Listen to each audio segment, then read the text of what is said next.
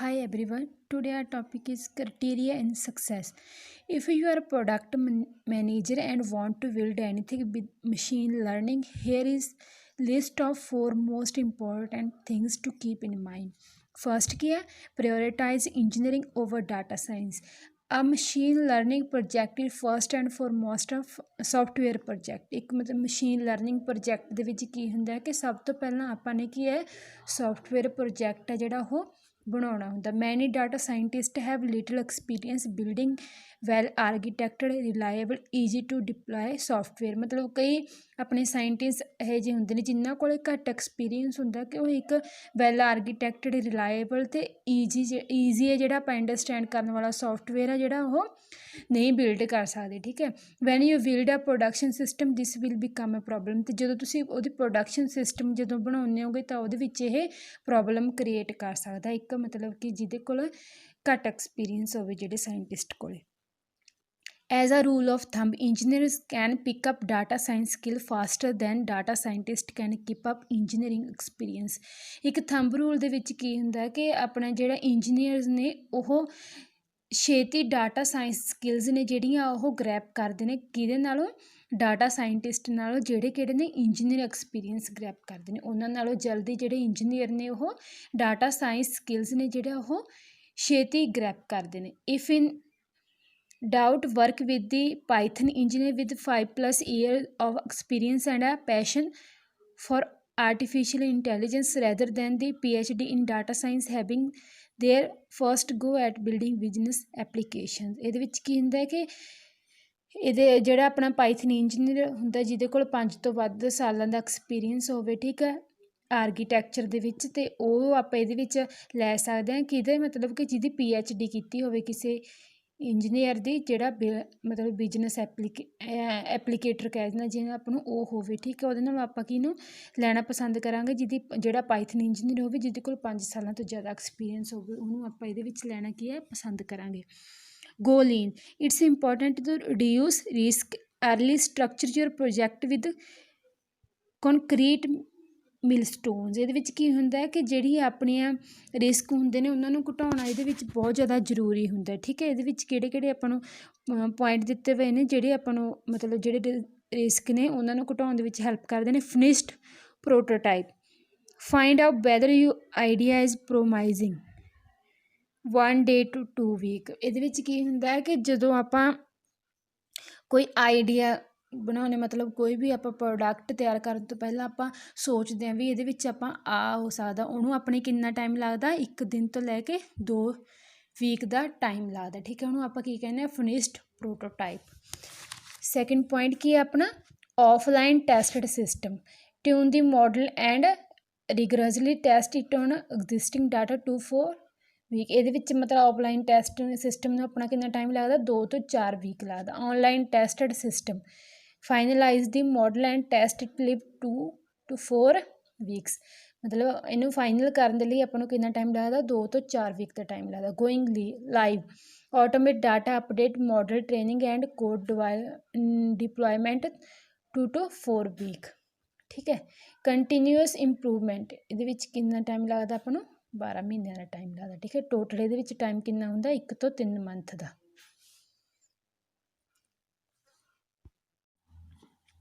ਅੱਗੇ ਕੀ ਆਪਣਾ ਕਹਿੰਦੇ ਕੋਈ ਵੀ ਐਕਸਪੀਰੀਅੰਸ ਟੀਮ ਹੁੰਦੀ ਹੈ ਜਿਹੜੀ ਉਹ ਜਿਹੜੇ ਆਪਣਾ ਟਾਈਮ ਲਾਈਨ ਹੁੰਦਾ 1 ਤੋਂ 3 ਮੰਥ ਦਾ ਇਹ ਕਿਸੇ ਵੀ ਪ੍ਰੋਜੈਕਟ ਦੇ ਲਈ ਕੀ ਹੈ ਇਹ ਯੂਜ਼ ਕਰ ਸਕਦੀ ਹੈ।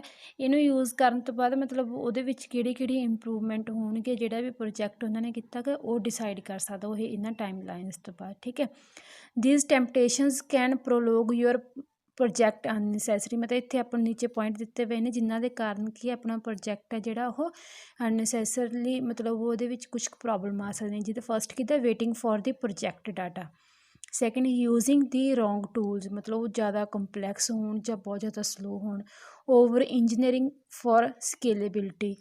ਫੋਰਥ ਵਨ ਕੀ ਹੈ ਐਂਡਲੈਸਲੀ ਪਲੇਇੰਗ ਵਿਦ ਦੀ ਐਲਗੋਰਿਥਮਸ ਮਤਲਬ ਬਹੁਤ ਜ਼ਿਆਦਾ ਐਲਗੋਰਿਥਮ ਕੀ ਹੈ ਉਹਦੇ ਵਿੱਚ ਯੂਜ਼ ਕਰਨਾ। ਥਰਡ ਪੁਆਇੰਟ ਕੀ ਆਪਣਾ the algorithm doesn't matter, machine learning system have lots of fast training knobs you can play with don't, ਮਤਲਬ ਇਹਦੇ ਵਿੱਚ ਕਹਿੰਦਾ ਕਿ ਮਸ਼ੀਨ ਲਰਨਿੰਗ ਸਿਸਟਮ ਦੇ ਵਿੱਚ ਬਹੁਤ ਜ਼ਿਆਦਾ ਹੀ ਨੋਬਸ ਹੁੰਦੇ ਨੇ ਜਿਨ੍ਹਾਂ ਨਾਲ ਤੁਸੀਂ ਛੇੜਛਾੜ ਨਹੀਂ ਕਰ ਸਕਦੇ, ਠੀਕ ਹੈ।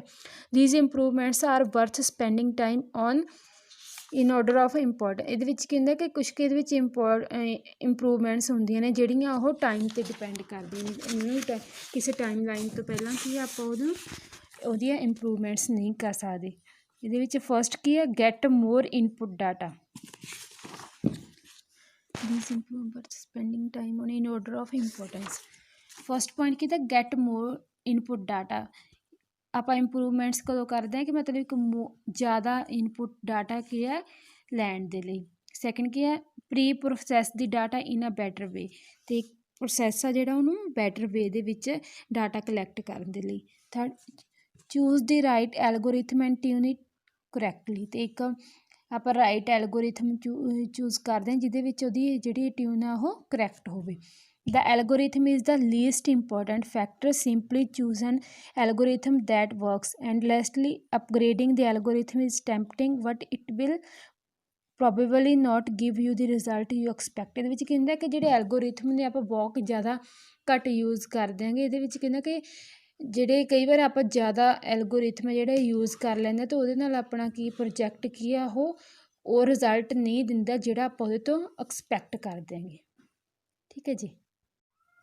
ਫੋਰਥ ਪੁਆਇੰਟ ਕੀ ਹੈ, communicate share as much of business context as possible, ਠੀਕ ਹੈ। ਮਤਲਬ ਬਿਜਨਸ ਕੌਨਸੈਕਸਟ ਆਪਾਂ ਕੀ ਹੈ ਸ਼ੇਅਰ ਕਰ ਦਿਆਂਗੇ ਜਿੰਨੇ ਆਪਣੇ ਤੋਂ ਪੋਸੀਬਲ ਹੋ ਸਕਦੇ ਨੇ। Once the engineer team start building they have to make a lot of choices, the better they know your priorities, the more they can make the right decision at the very least you share tell them about. ਇਹਦੇ ਵਿੱਚ ਕੀ ਹੁੰਦਾ ਕਿ ਜਿਹੜੇ ਆਪਣੇ engineer ਹੁੰਦੇ ਨੇ ਉਹ ਕਿਸੇ ਚੀਜ਼ ਨੂੰ ਬਿਲਡ ਕਰਨ ਤੋਂ ਪਹਿਲਾਂ ਬਹੁਤ ਸਾਰੀਆਂ ਚੋਇਸਿਸ ਹੁੰਦੀਆਂ ਉਹਨਾਂ ਕੋਲ, ਮਤਲਬ ਬਹੁਤ ਜ਼ਿਆਦਾ ਪ੍ਰੋਜੈਕਟ ਹੁੰਦੇ ਨੇ ਉਹਦੇ ਰਿਲੇਟਡ, ਅਤੇ ਉਹ ਸਭ ਤੋਂ ਪਹਿਲਾਂ ਕੀ ਜਾਣਦੇ ਨੇ, ਤੁਹਾਡੀਆਂ ਪ੍ਰਾਇਓਰਿਟੀਜ਼ ਜਾਣਦੇ ਨੇ ਕਿ ਮਤਲਬ ਤੁਹਾਨੂੰ ਕਿਸ ਚੀਜ਼ ਦੀ ਜ਼ਿਆਦਾ ਜ਼ਰੂਰਤ ਹੈ, ਉਸ ਅਕੋਰਡਿੰਗ ਉਹ ਕੀ ਹੈ ਕੋਈ ਪ੍ਰੋਜੈਕਟ ਤਿਆਰ ਕਰਦੇ ਨੇ, ਉਹਨੂੰ ਬਿਲਡ ਕਰਦੇ ਨੇ, ਠੀਕ ਹੈ। ਵਿੱਚ ਕੀ ਹੈਗਾ ਮਤਲਬ ਉਹਦੇ ਵਿੱਚ ਜਿਹੜੀਆਂ ਪ੍ਰਾਇਓਰਿਟੀਜ਼ ਆਉਂਦੀਆਂ ਨੇ ਉਹ ਆਪਾਂ ਨੂੰ ਅੱਗੇ ਇੱਥੇ ਐਕਸਪਲੇਨ ਕੀਤੀ ਮੈਂ। ਫਸਟ ਕੀ ਆ, strategic priorities, it this fixing a critical issue, will it need to work for millions of requests per day or is it research for the future product। ਇਹਦੇ ਵਿੱਚ ਕੀ ਹੁੰਦਾ ਕਿ ਇਹਦੇ ਵਿੱਚ ਆਪਾਂ ਕ੍ਰਿਟੀਕਲ ਇਸ਼ੂ ਹੈ ਜਿਹੜਾ ਉਹ ਫਿਕਸ ਕਰ ਸਕਦੇ ਹਾਂ ਜਾਂ ਨਹੀਂ ਕਰ ਸਕਦੇ।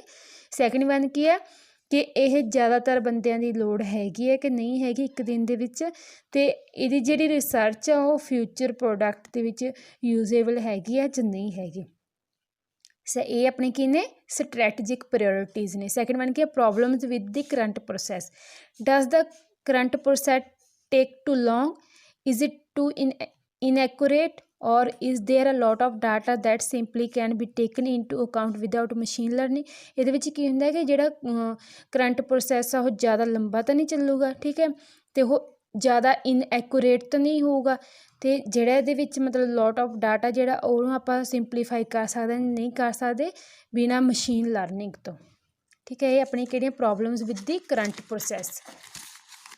ਥਰਡ ਵਨ ਕੀ ਹੈ, inputs and output. Input, what data would you use to make the right decision, ਮਤਲਬ ਕਿਹੜਾ ਡਾਟਾ ਜਿਹੜਾ ਤੁਸੀਂ ਇੱਕ ਸਹੀ ਡਿਸੀਜ਼ਨ ਲੈਣ ਦੇ ਲਈ ਯੂਜ਼ ਕਰ ਸਕਦੇ ਹੋ। ਆਊਟਪੁੱਟ ਕੀ, you will consume the output, how frequently does it need be real time, ਮਤਲਬ ਤੁਸੀਂ ਕਿਹੜੀ ਆਊਟਪੁੱਟ ਹੈ ਜਿਹੜੀ ਉਹ ਕੰਜ਼ਿਊਮ ਮਤਲਬ ਕੌਣ ਆ ਜਿਹੜਾ ਆਊਟਪੁੱਟ ਕੰਜ਼ਿਊਮ ਕਰੂਗਾ ਅਤੇ ਕਿੰਨੀ ਕੁ ਫਰੀਕੁਐਂਟਲੀ ਹੋਊਗੀ, ਅਤੇ ਇਹ ਮਤਲਬ ਰੀਅਲ ਟਾਈਮ ਦੇ ਲਈ ਆਪਾਂ ਲੋੜੀ ਦੀ ਹੈਗੀ ਹੈ ਜਾਂ ਨਹੀਂ ਹੈਗੀ।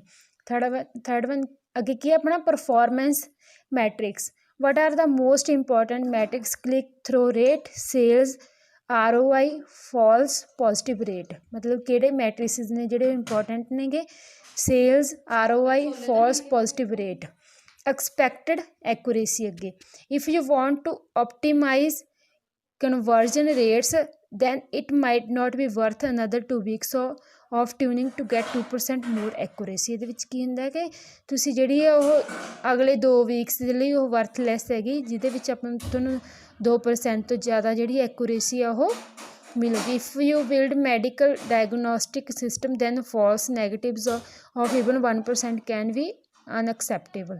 ਜੇ ਤੁਸੀਂ ਕਹਿੰਦੇ ਮੈਡੀਕਲ ਡਾਇਗਨੋਸਟਿਕ ਸਿਸਟਮ ਤੁਸੀਂ ਬਿਲਡ ਕਰਦੇ ਹੋ ਤਾਂ ਉਹਦੇ ਵਿੱਚ ਕੀ ਆ 1% ਜਿਹੜੀ ਉਹ ਹੈ ਅਨਐਕਸੈਪਟੇਬਲ ਹੋਣਗੇ ਜਿਹੜੇ ਤੁਸੀਂ ਪ੍ਰੋਡਕਟ ਬਣਾਓਗੇ। ਇਹ ਕੀ ਸੀਗਾ ਆਪਣਾ ਸਾਰਾ ਕ੍ਰਾਈਟੇਰੀਆ ਇਨ ਸਕਸੈਸ, ਇਹਦੇ ਪੁਆਇੰਟਸ ਸੀਗੇ ਆਪਾਂ ਜਿਹੜੇ 4 ਜਿਹੜੇ ਨੇ ਡਿਸਕਸ ਕੀਤੇ ਨੇ। ਠੀਕ ਹੈ।